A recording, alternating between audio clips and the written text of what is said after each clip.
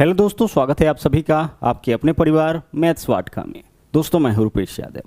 ये जो सीरीज आपका चल रहा है जिसमें 3250 प्लस वाली बुक से हम लोग मैथ के साथ साथ रीजनिंग को भी देख रहे हैं, इसके कंप्लीट प्लेलिस्ट का लिंक आपको इस वीडियो के डिस्क्रिप्शन में मिल जाएगा, जहां से जाकर के आप पीछे के वीडियोज़ को देख सकते हैं। साथ ही साथ आप मैथ्स वाटिका टेलीग्राम चैनल को भी जरूर ज्वाइन करिएगा, जहाँ पर इन सब का PDF आपको देखने को मिल जाएगा। तो आइए शुरू करते हैं आज के क्लास को। हम लोग आज देखेंगे सेट नंबर 6। पहला क्वेश्चन आपके सामने है जो कि आपका क्वाड्रेटिक इक्वेशन यानी कि द्विघात समीकरण से है। बहुत ही अच्छे से हम क्वाड्रेटिक इक्वेशन पढ़ा रखे हैं, जिसका लिंक आपको इस वीडियो के डिस्क्रिप्शन में मिल जाएगा। साथ ही साथ आप यूट्यूब पे जाकर के सर्च कर सकते हैं quadratic equation by maths Vatika. 2-3 part आपको मिलेगा, जहाँ पे बहुत ही अच्छे तरीके से हमने इसके सारे टाइप को करा रखा है। यहाँ देखिएगा क्या है, बोला है समीकरण 6p² - 5p - 6 = 0 के मूल ज्ञात कीजिए। मूल ज्ञात कहने का मतलब है कि जब आप इसको सोल्व करिएगा तो p का 2 वैल्यू आएगा, उसी दोनों वैल्यू को हमें यहाँ पे बताना है। ठीक है, अब कैसे इसको सोल्व करेंगे ध्यान से समझिएगा। एक चीज़ हम पहले भी बता चुके हैं और अच्छी तरह से आप सबको भी पता होगा कि इस इक्वेशन में, किसी भी क्वाड्रेटिक इक्वेशन में जो p² के गुना में होगा वह a का मान होगा। अच्छा देखिए, यह वेरिएबल चेंज होते रहता है, कभी p के रूप में, कभी x के रूप में, कभी y के रूप में, इस तरीके से मिलता रहेगा। तो जो p² का कॉफिशिएंट होगा वह a का मान, कॉफिशिएंट कहने का मतलब गुना में, तो p² के गुना में 6 है तो 6a का मान हो जाएगा। उसी प्रकार से जो p के गुना में होगा वह b का मान होगा चिन्हों के साथ, और उसके बाद जो बच गया कांस्टेंट वो आपका c का मान। तो इस इक्वेशन को देख के आप बता सकते हैं कि a का मान 6 होगा, b का मान -5 और c का मान भी कितना होगा, c का मान भी 6 होगा। अब करते कैसे हैं ऐसे इक्वेशन को सोल्व, ध्यान से समझिएगा। इसके लिए यहाँ पे हम लोग एक ट्रिक देखेंगे। करना यह होता है कि केवल आपको b का साइन चेक करना होता है। अच्छा, b का साइन क्या हो सकता है? b का साइन या तो पॉजिटिव हो सकता है या फिर नेगेटिव। अगर साइन ही केवल चेक करना है तो b का साइन पॉजिटिव या नेगेटिव में से ही कुछ होगा। अगर b का साइन पॉजिटिव होगा उस केस में ना आप b और c दोनों का चिन्ह बदल दीजिएगा, और अगर b का साइन नेगेटिव होगा उस केस में केवल b का साइन आपको चेंज करना है। साइन चेंज करने का मतलब है कि अगर पॉजिटिव है तो उसको नेगेटिव बना देना है, और अगर नेगेटिव है तो उसको पॉजिटिव बना देना है। क्या करना है? आपको केवल b के साइन को चेक करना है।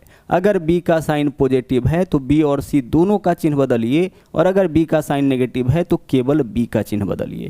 तो आइए इस इक्वेशन में देखिए, b का चिन्ह क्या है? b का चिन्ह नेगेटिव है, तो b का चिन्ह नेगेटिव रहने पर आपको क्या करना है? केवल b का साइन चेंज करना है।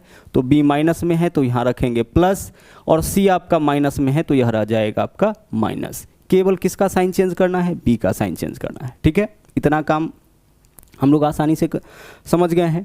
अब आगे देखिए, अब आगे क्या करना है कि इस दोनों का आपस में गुना करना है। ठीक है, जो कांस्टेंट था आपका, जो c का मान है और जो a का मान है, उसको आपस में गुना करिए। तो 6 × 6 कितना हो जाएगा? 36 हो जाएगा। अब इस 36 को ऐसे दो भागों में तोड़िए कि देख लीजिए यहाँ माइनस है ना, तो घटाने पर 5 आ जाए। क्या करना है? 36 को ऐसे दो भागों में तोड़ना है कि घटाने पर, यहाँ माइनस रहे तो घटाने पर, और अगर प्लस रहे तो जोड़ने पर। तो माइनस है तो घटाने पे आपका कितना आना चाहिए? 5 आना चाहिए। तो 36 के लिए हम लिख सकते हैं 9 और 4। तो बड़ी वैल्यू हमेशा पहले लिखिएगा, छोटी वैल्यू आपको कहाँ लिखना है? बाद में लिखना है। और जो a का मान होगा ना, जो p² का कॉफिशिएंट है, उससे दोनों में भाग कर दीजिएगा। तो यहाँ भी बट्टा में 6 होगा, यहाँ भी बट्टा में 6 होगा, यही आपका p का 2 वैल्यू हो जाएगा। अब इसको सोल्व करिए, 3 से काटेंगे दोनों को तो 3 × 3 = 9, 3 × 2 = 6 हो जाएगा।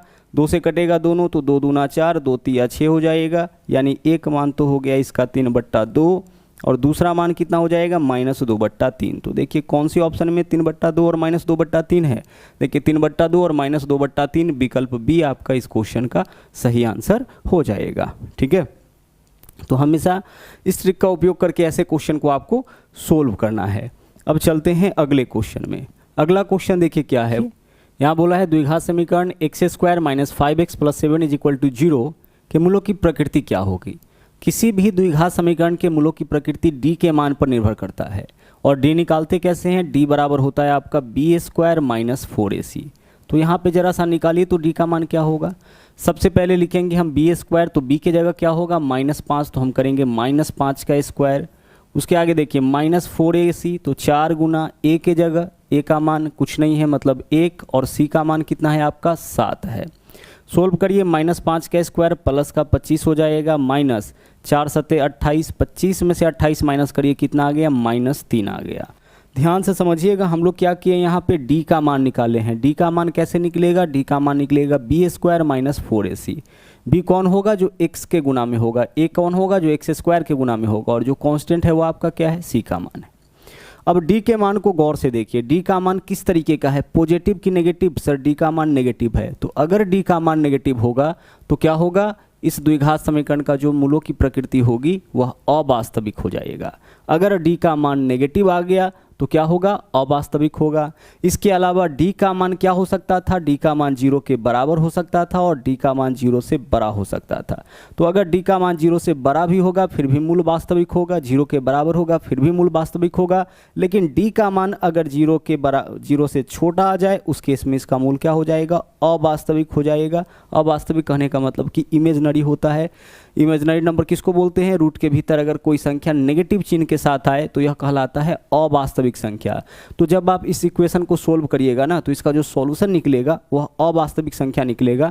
डायरेक्ट हम लोग कहाँ से पता करेंगे? डी के मान से। डी का मान नेगेटिव है यानी इसका मूल क्या होगा? अवास्तविक होगा। आगे चलिए, अगला देखिए, यहाँ पे हमारा एक बैच चल रहा है जो मैथ्स वाटिका 2.0 एप्लीकेशन के ऊपर है, ब्रह्मास्त्र बैच, जो सारे कॉम्पिटिटिव एग्जाम के लिए बहुत ही बेहतरीन बैच है। आपको अलग अलग एग्जाम के लिए अलग अलग बैच पढ़ने की ज़रूरत नहीं है, कंप्लीट बैच आपको मिल जाएगा जिसके अंदर सारे लेटेस्ट क्वेश्चन, खास तौर से 2022 और 23 के क्वेश्चंस को यहाँ पे शामिल किया गया है अलग अलग एग्जामों के। तो नए क्वेश्चंस आपको मिलेगा, चैप्टर वाइज टाइप वाइज मिलेगा और नया कॉन्सेप्ट भी इसके अंदर देखने को मिल जाएगा। इस बैच के अंदर देखिए, पीछे जो मैथ फाउंडेशन बैच हमारा चल रहा था उसका सब्सक्रिप्शन भी आपको फ्री में मिल जाता है। देखिएगा अगला क्वेश्चन क्या है, number 3, D square plus 1/d square का मान 18 है। हमें क्या बताना है? D cube minus 1/d cube का।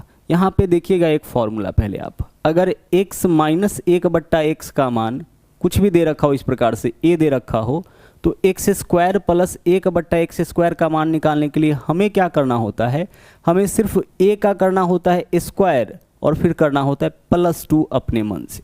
क्या करेंगे हम? देखिए a से यहाँ पावर 1 है, यहाँ पावर 2 है, तो 1 से 2 में जाना है तो पहले इस वैल्यू का स्क्वायर करेंगे और अगर यहाँ माइनस है तो प्लस कर लेंगे 2। दूसरा देखिए, अगर x माइनस 1/x का मान a है और इससे x cube minus 1/x cube का मान निकालना है, तो इस बार देखिए क्या है, क्यूब है ना, तो इस a का कर लेंगे क्यूब और फिर इसी a का कर लेंगे तिगुना और माइनस है यहाँ पे, तो यहाँ पे हम क्या कर देंगे? प्लस कर देंगे। तो इस दो फॉर्मूला को आप ध्यान रखिए, इस दोनों की मदद से हम लोग इस क्वेश्चन को सोल्व करेंगे। और अलजेब्रा के ट्रिक भी हम बता चुके हैं, एक ही वीडियो में सारा ट्रिक बताया गया है ऐसा ऐसा। यहाँ देखिए क्या है, यहाँ पे आपका D square plus 1/d square का मान 18 है, तो क्या यहाँ से आप d माइनस 1/d का मान नहीं निकाल सकते हैं? सोचिए जरा सा, x माइनस 1/x का मान a है तो x square plus 1/x square का मान क्या होगा? a square plus 2। अगर मान लीजिए यहाँ मान 5 है तो यहाँ क्या होगा? 25 + 2 27। अगर यहाँ मान 7 है तो यहाँ 49 + 2 यानी 51 हो जाएगा। तो उसी प्रकार से D square plus 1/d square का मान 18 है तो d माइनस 1/d का मान क्या होगा? 4 ही तो होगा, तभी तो 4 का स्क्वायर प्लस 2 करेंगे तो 18 आएगा। तो d माइनस 1/d का मान आपका 4 आ गया। अब हमें क्या बताना है? d cube plus 1/d cube का मान। तो d माइनस 1/d का मान है और इससे d cube minus 1/d cube का मान निकालना है, तो इस 4 का एक बार करेंगे क्यूब और इसी 4 को एक बार कर लेंगे तिगुना और माइनस है तो बीच में प्लस कर दीजिए। तो 4 का क्यूब 64, 4 तिया 12, 64 12 कितना हो जाएगा? 76। विकल्प सी आपका इस क्वेश्चन का आंसर हो जाएगा। तो जो ट्रिक है अगर वह आपको याद है, ध्यान में रहता है, तो बहुत आसानी से इसको सोल्व कर पाइएगा, नहीं तो फिर बहुत ही ज़्यादा समय आपका यहाँ पे लग जाएगा।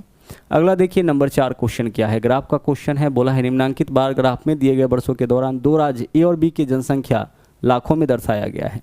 ग्राफ का अध्ययन कीजिए और उसके आधार पर पूछे गए प्रश्नों का उत्तर दीजिए। यहाँ देखिए, एक तो राज्य ए है, ऐसा वाला जो है राज्य ए है और यह वाला आपका राज्य बी है। जैसे 2 है ना, 2016 में राज्य ए और बी दोनों का आपका क्या दे रखा है? जनसंख्या दे रखा है। तो देखिए यह राज्य ए का है और यह राज्य बी का है, इधर राज्य ए इधर राज्य बी, जो ज़्यादा डीप वाला है वह राज्य बी का है। हमें क्या बताना है? दिए गए सभी वर्षों के लिए राज्य बी का औसत जनसंख्या कितना? राज्य बी का औसत जनसंख्या, तो राज्य बी का जनसंख्या ये वाला होगा, देख लीजिए, एक तो हो गया 38, फिर कितना है 52, फिर कितना है आपका 58, फिर है 60, उसके बाद 68 और उसके बाद 72। राज्य बी का औसत हमें क्या निकालना है, औसत जनसंख्या। 16 का जनसंख्या इतना है, 17 का, 18 का, 19 का, 20 का और 21 का, सबको जोड़ करके, और कितने साल का है, 1 2 3 4 5 6 साल का है, तो 6 से भाग कर लीजिए, औसत निकल जाएगा।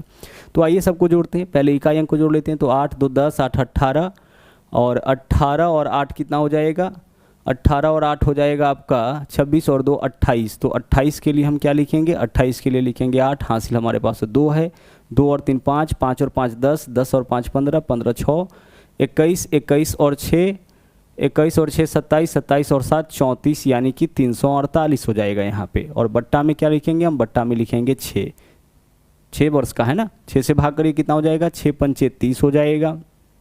इसके अलावा क्या बचेगा आपके पास, 4 6 8 48, तो 58 आपका आंसर हो जाएगा इस क्वेश्चन का, यानी कि विकल्प डी हो जाएगा। क्या करना है, सभी 6 वर्षों के दौरान राज्य बी का जो जनसंख्या है उसको जोड़ करके और 6 से बस हमें भाग कर लेना है, औसत निकल जाएगा। औसत का तो यही रूल होता है, आंकड़ों का योग बटा आंकड़ों की संख्या। आगे देखिए क्या बोला है, 10 सेंटीमीटर व्यास। तो अगर व्यास 10 सेंटीमीटर है तो त्रिज्या कितना हो जाएगा, त्रिज्या हो जाएगा आपका 5 सेंटीमीटर, व्यास का आधा होता है। आगे, एक बेलन का संपूर्ण पृष्ठीय क्षेत्रफल, संपूर्ण पृष्ठीय क्षेत्रफल यानी कि टोटल सरफेस एरिया कितना है, संपूर्ण पृष्ठीय क्षेत्रफल 330 वर्ग सेंटीमीटर यानी सेंटीमीटर स्क्वायर है। तो हमें बेलन का ऊंचाई बताना है। देखिए क्वेश्चन में क्या दे रखा है, क्वेश्चन में दे रखा है संपूर्ण पृष्ठीय क्षेत्रफल। तो संपूर्ण पृष्ठीय क्षेत्रफल बेलन का क्या होता है, 2 pi r into r plus h, यह होता है किसी बेलन का संपूर्ण पृष्ठीय क्षेत्रफल। ठीक है, तो 2 pi r into R plus H का वैल्यू कितना दे रखा है इस क्वेश्चन में, 330 दे रखा है। यही तो है, संपूर्ण पृष्ठीय क्षेत्रफल इतना होता है जबकि दे रखा है वैल्यू 330। अब यहाँ वैल्यू आप पुट कर लीजिए, 2 के जगह 2, पाई के जगह 22/7, आर का मान कितना है, आर का मान है सर आपका यहाँ पे 5, तो 5 रखिए, इंटू आर के जगह 5 और प्लस एच का मान तो हम लोग को निकालना है, तो एच को एच रहने दीजिए, बराबर 330 है तो 330 आप लिख दीजिए। ऊपर से ऊपर वाला आपका कटेगा, काटिए। 11 से अगर काटते हैं तो 11 दूना 22 होगा, 11 से काटते हैं तो 11 तिया 33 यानी 30 हो जाएगा। देखिएगा यहाँ पे 5 दूना 10, 10 से काटेंगे 30 को, कितना बार में कटेगा, 3 बार में कटेगा। अब जो भी बचा है उसको क्रॉस मल्टीप्लाई आप कर लीजिए। तो यहाँ पे हमारे पास क्या है, 5 प्लस एच बराबर 7 से 3 में गुना करेंगे तो 21 हो जाएगा, बट्टा 2 इधर गुना में इधर आएगा तो भाग में, तो 21/2। एच का मान क्या होगा, एच का मान हो जाएगा आपका 21/2 माइनस 5, माइनस 5 करिए, 5 दूना 10, 21 में से 10 माइनस करिएगा 11, 11/2, 11/2 यानी कि 5.5 सेंटीमीटर। आंसर आपका हो जाएगा विकल्प ए। ठीक है, फॉर्मूला के ऊपर लेके आना था, बाकी इसको हम लोग को सोल्व कर देना था। मेंसुरेशन तो वैसे भी पूरी तरह से फॉर्मूला बेस्ड होता है। आगे चलिए, अगला क्वेश्चन देखिए, बोला है एक निश्चित बिल पर 32% का एकल छूट के बाद का विक्रय मूल्य और 20% के 2 क्रमिक छूट के बाद के विक्रय मूल्य का अंतर 25 रुपये है, तो वास्तविक बिल ज्ञात कीजिए। देखिए यहाँ बोला यह गया है ना कि 32% का एक छूट है, इसके अलावा 20% का 2 क्रमिक छूट है, 20% का 2 क्रमिक छूट यानी 20% का 2 क्रमिक छूट है। इस दोनों में अंतर जो दे रखा है रुपए में वह 25 रुपये का है, तो वास्तविक बिल राशि हमें बताना है। हम क्या करेंगे, इसमें पहले परसेंटेज अंतर निकालते हैं। देखिए 20% और 20% के 2 क्रमिक छूट के बदले एकल छूट इसका निकालते हैं तो कितना आएगा, देखिए 20 प्लस 20 माइनस 20 गुणे 20/100। ठीक है, 20 प्लस 20 प्लस 20 माइनस 20 गुणे 20 बट्टा क्या होगा, 100 होगा। 16 इसको करिए, 00 से 00 कैंसिल, 20 और 20 40 माइनस 4 कितना हो जाएगा, 36%। तो यह 36% का आपका डिस्काउंट हो गया। ध्यान रखिएगा, 2 क्रमिक छूट के बदले जब भी एक समतुल्य छूट निकालना होगा तो फॉर्मूला आप यूज करिएगा x plus Y minus X Y by 100, जहाँ x के जगह पहला छूट, y के जगह दूसरा छूट। इससे क्या निकल जाएगा आपका कंप्लीट छूट। जैसे मान लीजिए कि 20% और 10% का 2 क्रमिक छूट देना है, इसके बदले एक समतुल्य छूट बताना है, तो हम 20 प्लस 10 माइनस 20 गुणे 10 बट्टा क्या करेंगे, 100 करेंगे। तो 20% का अगर 2 क्रमिक छूट दिया जाएगा, इसका मतलब है कि कुल छूट होगा 36% का, और पहले छूट कितना दिया था, 32% का। तो इस दोनों में अंतर कितने परसेंट का हो गया, 4% का, जबकि यहाँ बोला है 25 रुपये का। इसका मतलब 25 रुपये जो है वह 4% का मान है, तो 4 से भाग करिएगा, 1% का मान निकलेगा। हमें वास्तविक मूल्य निकालना है यानी 100% का मान, तो 100 से गुना कर लीजिए। सोल्व करिए, 4 से काटेंगे 100 को, 25 हो जाएगा, 25 गुने 25 यानी कि 625 रुपये जो है वह इसका वास्तविक मूल्य हो जाएगा। यानी विकल्प बी आपका इस क्वेश्चन का सही आंसर हो जाएगा। 2 क्रमिक छूट के बदले में 1 समतुल्य छूट निकाले तो कितना आया, 36%। आगे चलिए, आगे बोला किसी समूह में पुरुष, महिलाएं और बच्चे शामिल है। उनमें 40% पुरुष है, 35% महिलाएं और शेष बच्चे। इसका रेशियो निकाल लेते हैं। देखिए मैन, वोमेन और बॉय, यही तो है। देखिए मैन कितना है, मैन है आपका 40%, ठीक है भाई 40 हम लेते हैं इसके लिए केवल।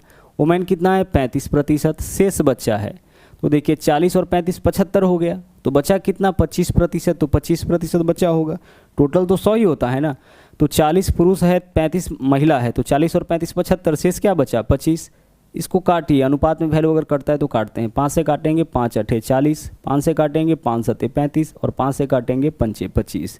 अनुपात हम लोग निकाल लिए महिला, पुरुष और बच्चों का।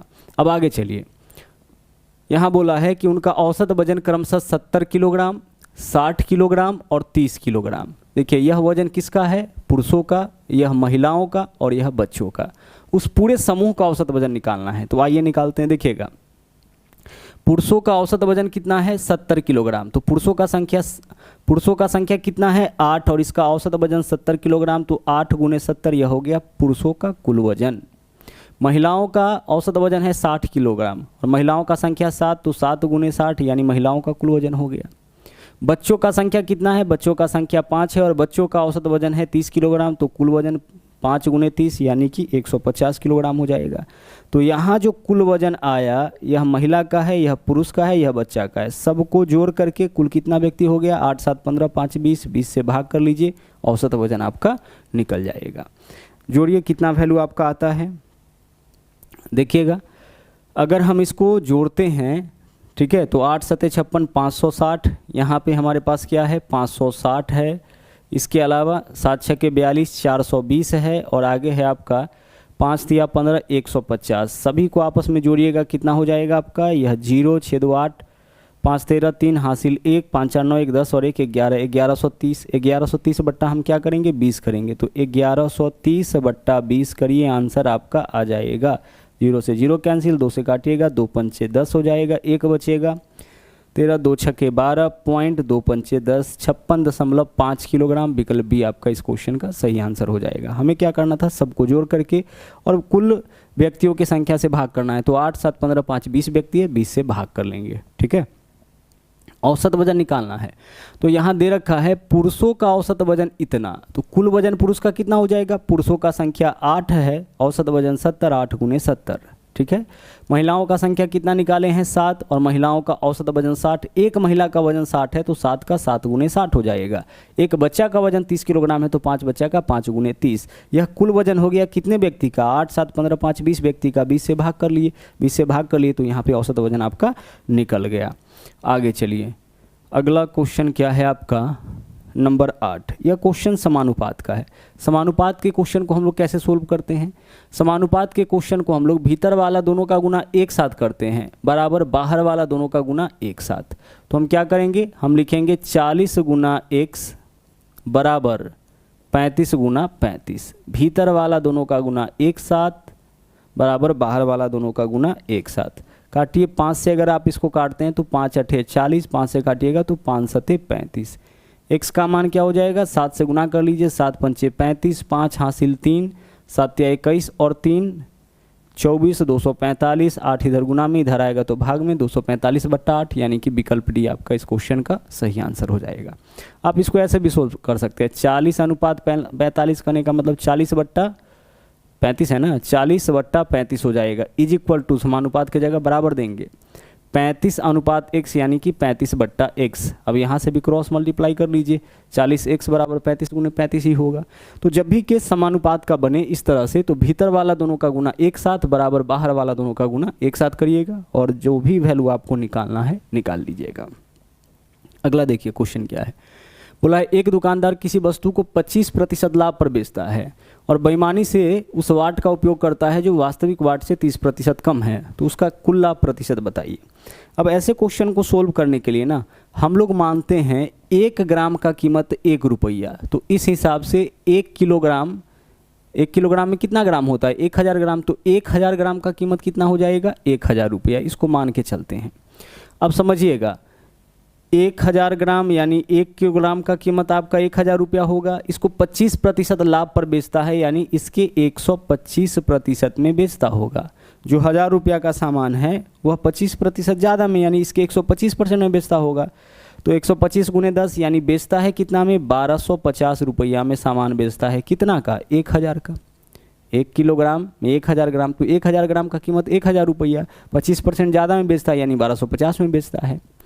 फिर कम बाट का प्रयोग करता है और 30% कम तौलता है, यानी कि 1000 रुपया का वह सामान न दे करके 30% कम, यानी इसका 70% ही सामान देता है। प्रतिशत से देख लीजिए, 00 कैंसिल, यानी कि 700 रुपया का ही सामान देता है।